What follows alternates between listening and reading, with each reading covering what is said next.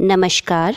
आज हम कुषाण कालीन शिल्पकला के महत्वपूर्ण केंद्र गांधार के बारे में विस्तार से चर्चा करेंगे। कुषाण काल मध्य एशिया में जातियों की उथल पुथल के कारण शकों का जो आर्य ही थे किंतु तब तक जंगली और अनिकेत थे, एक प्रवाह भारत की ओर आया और उसने सिंध प्रांत पर अधिकार कर लिया। उस केंद्र से उन्होंने अधिकांश पश्चिमी भारत पर अधिकार जमाया। उनका राज्य मथुरा तक पहुंच गया, जिससे वहां की शुंग सत्ता मिट गई। इससे शुंगों को ऐसा धक्का लगा कि शीघ्र ही मगध में भी उनका आधिपत्य समाप्त हो गया। अंतिम शुंग से उनके कण्व वंशीय ब्राह्मण सचिव ने राज्य छीन लिया। उधर सिंध से शक गांधार की ओर बढ़कर स्वात की दून तक पहुंच गए। पंजाब के यवन राज्यों का सफाया हो गया, किंतु यह शक साम्राज्य टिक न सका। आंध्र राजा गौतमी पुत्र शातकर्णी और मालव के गणतंत्र ने इकट्ठे होकर उज्जैन में शकों को हराया और सारे भारत से उनकी जड़ उखाड़ दी। इसी उपलक्ष्य में गौतमी पुत्र का विरुद्ध शकारी विक्रमादित्य हुआ और विक्रम संवत चला। इसके बाद आंध्र वंश का बड़ा उत्कर्ष हुआ। गौतमी पुत्र के लड़के वाशिष्ठी पुत्र पुलमावी ने कण्वों से मगध भी जीत लिया। प्रायः इसी समय रोम साम्राज्य स्थापित हुआ। पुलमावी ने रोम सम्राट के पास राजदूत भेजे थे। प्रायः 100 वर्ष तक आंध्र भारत के सम्राट रहे। उनका दरबार विद्या और संस्कृति का केंद्र था। इस आंध्र अथवा सातवाहन काल की समृद्धि अद्वितीय थी। 50 ईसा पूर्व के लगभग शकों का दूसरा प्रवाह आया। इस खाप का चीनी नाम युचि है और अपनी प्राचीन पुस्तकों में ऋषिक मिलता है। इन्हीं के संग तुखार नामक इनका एक पड़ोसी खाप भी था। ये ऋषिक तुखार कुछ सभ्य हो चुके थे। हिंदू कुश के दक्षिण इनके 5 राज्य बन गए थे। थोड़े ही दिनों में उनमें से एक का सरदार कुषाण बड़ा शक्तिशाली व्यक्ति हुआ, जिसने अन्य 4 शक रियासतों को अपने राज्य में मिला लिया एवं समूचा अफगानिस्तान, कपीश तथा पश्चिम पूर्वीय गांधार, पुष्करावती, तक्षशिला भी जीत लिया। बलख, पामीर और उनके ऊपर तक उसका राज्य था ही। पामीर में और उसके ऊपर उस समय के पहले से ही भारतीय संस्कृति ऐसी जम चुकी थी कि विद्वान उस प्रदेश को प्राचीन इतिहास में अपर भारत कहते हैं। अस्तु कुषाण राज्य की पश्चिमी सीमा पूर्वी ईरान तक पहुंच गई। कुषाण बौद्ध था। अपना साम्राज्य स्थापित कर लेने पर उसने अपने दूतों के हाथ बौद्ध संप्रदाय की एक पोथी पहले पहल चीन भेजी।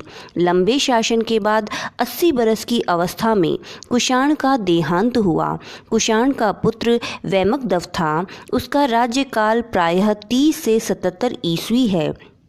वैमगदव शैव था। उसने मथुरा तक जीत लिया। अब उसके विस्तृत साम्राज्य की भारतीय सीमा आंध्र साम्राज्य को छूने लगी। वैमगदव का उत्तराधिकारी सुप्रसिद्ध महाराजा कनिष्क हुआ। उसने मध्य देश और मगध तक अपनी पूरी सत्ता जमा ली। पुष्करावती के पास पुरुषपुर पेशावर बसाकर उसे अपनी राजधानी बनाया। सातवाहनों के दरबार की भांति उसका दरबार भी विद्या और संस्कृति का केंद्र था। कुषाण वंश के अंतिम उत्तराधिकारी कनिष्क ने 45 वर्षों तक राज्य किया। वह बौद्ध विद्वान अश्वघोष के सानिध्य में बौद्ध हो गया था। उसने एक बड़े बौद्ध स्तूप का निर्माण करवाया। कनिष्क के पश्चात हुविष्क व वासुदेव उत्तराधिकारी हुए। वासुदेव मथुरा चले गए। हुविष्क का कोई प्रमाण या शिल्प कार्य नहीं मिलता। वासुदेव शैव धर्म के अनुयायी थे, इसलिए इस काल में हिंदू मूर्ति पूजा का प्रचलन था। भक्ति मार्ग और ब्राह्मण संप्रदाय से प्रभावित होकर बौद्ध संप्रदाय बुद्ध को महापुरुष के बदले प्रमुख देवता मानने लगा था। आरंभ से ही बौद्धों का विश्वास था कि बुद्धत्व प्राप्ति के लिए बुद्ध अनेक अनेक जन्मों से साधना करते आ रहे थे और तब वे बोधिसत्व थे। इन बोधिसत्वों ने भी अवतार या गौण देवता का स्थान ग्रहण किया। इतना ही नहीं, नए अलौकिक बोधिसत्वों एवं अन्य देवताओं की कल्पना भी की जाने लगी। इस प्रकार बौद्ध संप्रदाय का रूप ही बदल गया और उसमें मूर्ति पूजा ने जोर पकड़ा। बुद्ध, अलौकिक बोधिसत्व तथा अन्य देवताओं की मूर्तियां बनने लगी। उसका यह नया रूप महायान बड़ा पंथ कहलाया और उसके मुकाबले उसका पुराना रूप थेरवाद हीनयान अर्थात छोटा पंथ। किंतु इस प्रवाह में यह थेरवाद भी मूर्ति पूजा से बच न सका। कनिष्क इसी महायान संप्रदाय का अनुयायी था। उसे बौद्ध धर्म के प्रचार के लिए द्वितीय अशोक भी कहा जाता है। कुषाण काल में सर्वप्रथम बुद्ध की मानव रूप में मूर्तियां बनी। कनिष्क ने सोने का सिक्का भी चलाया जिस पर बुद्ध वह स्वयं का चित्र उकेरा गया है। इस काल की कला के मुख्य केंद्रों में गांधार, मथुरा व अमरावती है। गांधार में यवनों ने शिल्पकला की एक नई परिपाटी को जन्म दिया। बौद्ध विषय यूनानी रूप में ढलने लगे व बौद्ध मूर्तियों का निर्माण होने लगा। इस शैली का जन्म कनिष्क महान के राज्यकाल में भारतीय मूर्तिकला शैली और यूनानी मूर्तिकला शैली के सम्मिश्रण के फलस्वरूप हुआ। गांधार प्रदेश में प्रचलित कला को गांधार शैली कहा गया, जिसके महत्वपूर्ण नगर पेशावर व तक्षशिला थे। उत्तर पश्चिम भारत का प्राचीन नाम गांधार था, जिसकी भौगोलिक संरचना में भारतीय, ईरानी, यूनानी तथा रोमन संस्कृतियों का संगम हुआ। इसीलिए इस स्थान की कला में पूर्व और पश्चिम की कला परंपरा दिखाई देती है। गांधार शैली में ईसा पूर्व द्वितीय शताब्दी से ही मूर्तियों का निर्माण होने लगा था, लेकिन इस कला का पूर्ण विकास कुषाण शासकों के शासनकाल में ही हुआ। गांधार शैली के शिल्पकार यद्यपि ग्रीक थे, लेकिन उनकी कला का आधार भारतीय विषय, अभिप्राय व प्रतीक थे। शकों व कुषाणों ने विदेशी कलाकारों को एवं विदेशी शैली को प्रतिष्ठित होने का पूर्ण अवसर दिया। कुषाणों ने इस कला को संरक्षण दिया। इसी कारण इस शैली के श्रेष्ठ उदाहरण कनिष्क व उसके उत्तराधिकारियों के समय के हैं।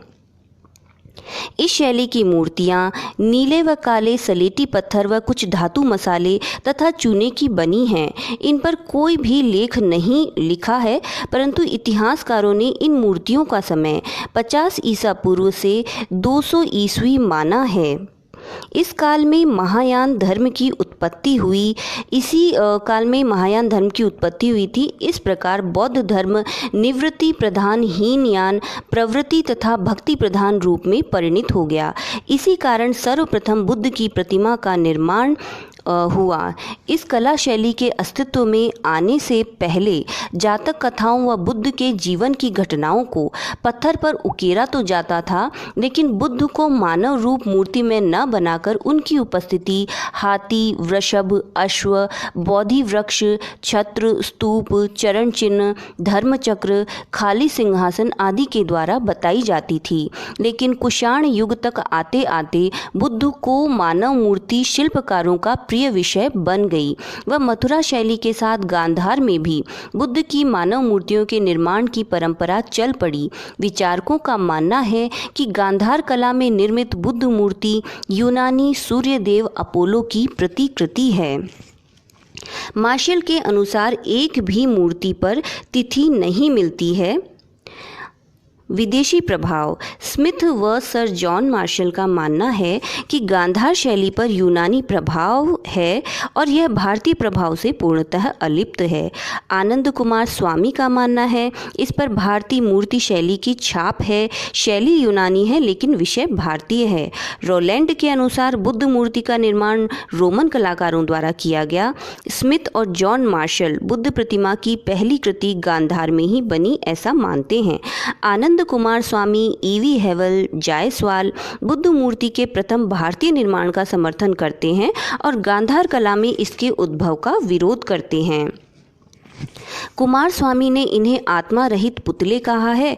निहार रंजन रे ने कहा है कि यह मूर्तियां कलाकारों द्वारा नहीं, वृहत संख्या में कारखाने में मशीनों द्वारा निर्मित हो ऐसा आभास होता है।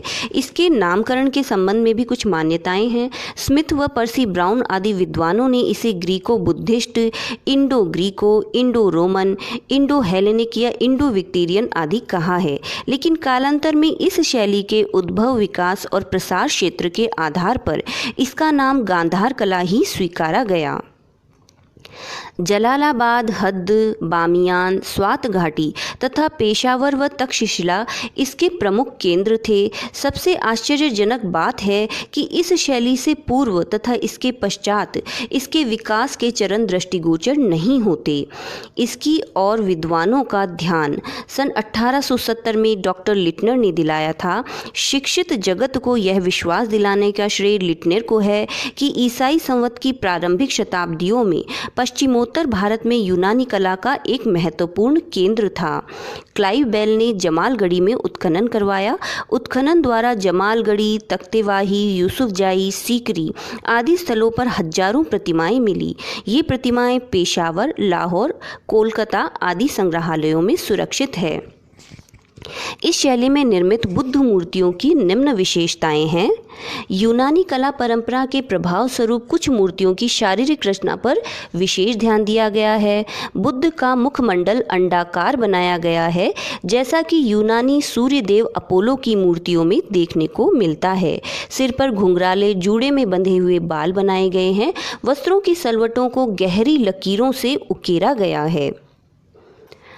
बुद्ध के अर्धोन्मिलित नयन, मुख पर माधुरी व कांति का भाव, लंबे कान आदि लक्षणों के द्वारा शिल्पकार ने उसमें आध्यात्मिक भावों को उजागर किया है।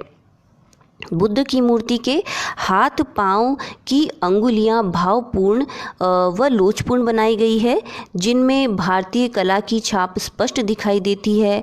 आँखों व भौहों के कटाक्षदार तथा पलक को भारी बनाया गया है।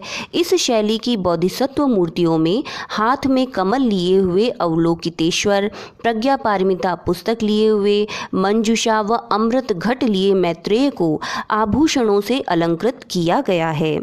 विषय: बुद्ध जीवन संबंधी 61 दृश्यों का अंकन यहाँ हुआ है। बुद्ध के जीवन की विविध घटनाओं यथा माया देवी का स्वप्न, उनका गर्भधारण, बुद्ध का जन्म, लुम्बिनी से कपिलवस्तु का प्रत्यावर्तन, यशोधरा से विवाह, राजसी दृश्य, धर्म चक्र प्रवर्तन, धातु पूजा, त्रिरत्न पूजा आदि, अर्थात गांधार में बुद्ध के जीवन की सामान्य घटना से लेकर महत्वपूर्ण घटनाओं तक को स्थान दिया गया है। फुशे ने तो यहाँ तक कहा है कि गांधार मूर्ति कला के विषयों की पूर्ण सूची तैयार करना वस्तुतः बुद्ध के विस्तृत जीवन चरित्र लिखने के समान होगा। संघाटी युक्त बुद्धिस्ट तपस्यालीन बुद्ध की कंकाल मूर्ति यानी एमिसिएटेड बुद्ध यथार्थ व प्रभावपूर्ण है। ब्राह्मण देव मूर्तियों में इन मूर्तियों में कुबेर, हारिन, इंद्र, ब्रह्मा, सूर्य की मूर्तियां बनी हैं। साथ ही क्रीड़ारत नारियों का अंकन भी हुआ है, जिनमें वृक्षिका नारियों तथा अनेक क्रीड़ाओं में इन सुंदरियों का प्रदर्शन किया गया है। विशेषता व आलोचना: शैली की दृष्टि से विदेशी होते हुए भी इसकी आत्मा भारतीय है। विद्वान हेवल, जायसवाल व डॉक्टर कुमार स्वामी का कहना है कि बुद्ध मूर्ति का उद्भव भारतीय शैली में ही हुआ है। भारतीय शैली में गांधार शिल्प के विषयों में हाथी दांत का काष्ठ शिल्प के उदाहरण प्राप्त हुए हैं। कुछ विचारकों की राय में गांधार के कलाकार विषय की गहराई और उसकी बारीकियों को समझने में भारत के भव्य देशीय कलाकारों से बहुत पीछे थे। प्राप्त शिल्पों में गांधार शिल्पकारों का प्रकृति के प्रति कम लगाव भी देखा जा सकता है। नारी का शिल्पांकन केवल प्रसंगवश ही किया है। बोधिसत्वों की वेशभूषा तत्कालीन राजाओं की भांति हैं, जिनके सिर पर पगड़ी तथा शरीर पर आभूषण है। बोधिसत्व मूर्तियों में प्रचुर मात्रा में आभूषण व अलंकरण एक विरक्त बौद्ध भिक्षु की अपेक्षा यूनानी सम्राट की प्रतिकृति लगती हैं। मूर्तियों में आध्यात्मिकता का पुट लाने के लिए प्रभामंडल का निर्माण किया गया है, जो कि पूर्ण रूप से भारतीय है। अद्भुत नक्काशी, प्रचुर अलंकरण व प्रतीकों की भी इस शैली में अधिकता रही है।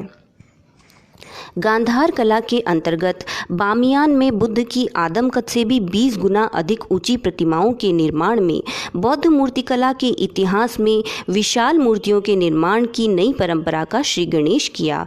इसका उद्देश्य बुद्ध को अति मानव एवं महापुरुष के रूप में प्रदर्शित करना रहा होगा। आकृतियां बहुत ही गहरी खुदी हैं। गांधार 2 शैलियों का असिफिल मिश्रण है, जिसमें एक बहुत विकसित और दूसरी प्रारंभिक है। गांधार शैली की 50,000 मूर्तियां आज तक प्राप्त हो चुकी हैं। वे सब काले सलेटी पत्थर की व कुछ चूने मसाले की बनी हैं। इतनी अधिक संख्या होते हुए भी उनमें से एक पर भी कोई लेख नहीं मिला है जिससे उनके समय का पता चले, किंतु अन्य साक्ष्यों से उनका समय प्रायः 50 ईसा पूर्व से 300 ईस्वी तक निर्धारित हुआ है। इस समय के पूर्व व बाद में इस शैली का अस्तित्व नहीं है। जहाँ इसके पहले की बौद्ध कला में बुद्ध मूर्ति का अभाव है, वहाँ इसमें बुद्ध प्रतिमा की बहुलता है। लेक्चर में हमने कुषाण कालीन शिल्प कला के महत्वपूर्ण केंद्र गांधार के बारे में विस्तार से चर्चा की। नेक्स्ट लेक्चर में हम कुषाण काल के ही दूसरे महत्वपूर्ण केंद्र मथुरा की शिल्प कला के बारे में विस्तार से चर्चा करेंगे। सो प्लीज़ इस YouTube चैनल को ज़रूर से सब्सक्राइब करें। Thank you.